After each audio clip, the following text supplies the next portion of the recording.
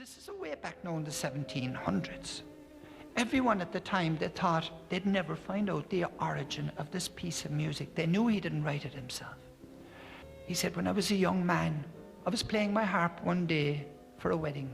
I played all day long. And late that night, I left to go home, to my home across on the other side of the hills. And as he went to cross the brook, he suddenly got tripped up and he fell forward. And in an effort to save himself, didn't he drop his instrument? And then he groped around in the shallow waters on his hands and knees, searching for it. And then he heard it begin to play. And the music was the most beautiful music he had ever heard in all his life. And as a musician himself, and a very good musician, he took note of the structure and the whole arrangement of the piece, and all the stresses on each and every note.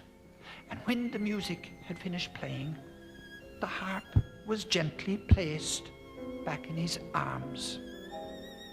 Blind Rory stumbled to his feet, and he challenged the sense of presence and the powers around him, and he said, I know who you are, and I also know that fairies can't write music. So who wrote it? Who wrote this piece of music? He implored them. And then he got his answer. And it came by way of a whisper on the wind. And with his dying breath, Rory Dal O'Cahan, Blind Rory, repeated those exact same words to the small gathering around his deathbed. The children wrote it as a balm for Lear's broken heart. It was the children of Lear. But would he still be cursing yet if our lips met? And would they say it's a sin if you kissed me? Would they call it a sin and stone you then? But would you do it again and again and again and not resist me? So don't die wondering, what did I miss, when it could have been heaven, magic, bliss, heart-pounding, ground-shaking. Don't miss this. Come on, girl. Pucker up. Give us a kiss. Thank you very much. All the bloodthirsty rebel songs, and you could feel the rebellion running through your veins. You could see the fire in the eyes of the others. And I remember thinking that as long as we're going to keep breeding this kind of stuff into the children, we'll never ever find a solution to the problems in the north of Ireland. Embracing peace above all else, above every dead and every other living thing, on the day that love won. On the day that love won, 600 men of war and power came to meet. On the day that love won, with humble hearts they sat and wept and washed each other's feet. And that cursed axe of war was banned and forever buried deep. 'Twas forever buried deep on the day that love won. On the day that love won, our tongues refused to sing another bloodthirsty rebel song. You see, on the day that love won, we realized the error of curing wrong with wrong.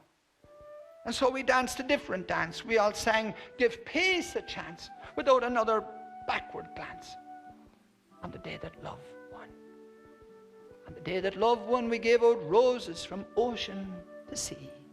On the day that love won, a rose from each friend and from each enemy. From the rose of Mooncoin to the rose of Tralee, from Adams, McGuinness, Trimble, Paisley, the white rose of peace, shone for you and for me on the day that love won.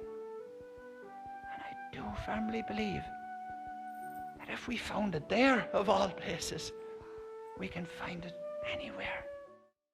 Hurtling across our brand new heavens, creating galaxies, stars and planets, not knowing how many lives they were going to inhabit or perform.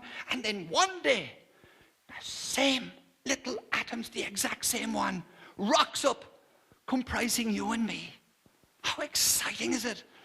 And so therefore perhaps it's not an impossible dream that in some shape or form we once have been, and we may be again and again. Perhaps it's not such a wild notion, pulled from the heavens above. My love, my precious love, half girl, and I still think half dream. So, if I die and come back as a strawberry, I pray that you'll come back as cream. Thank you. But what they didn't say, Paddy, because they didn't know. They didn't know about the gold. So etch your name deep, Paddy Nolan, on that sandstone, and don't stop to think, with a piece of black flint for your pen, and blood, sweat, and tears for your ink. Work fast, boy. You're sailing tomorrow to Van Diemen's Land, you've been told. Condemned, cried the judge. But 'twas obvious. He knew nothing at all of the gold.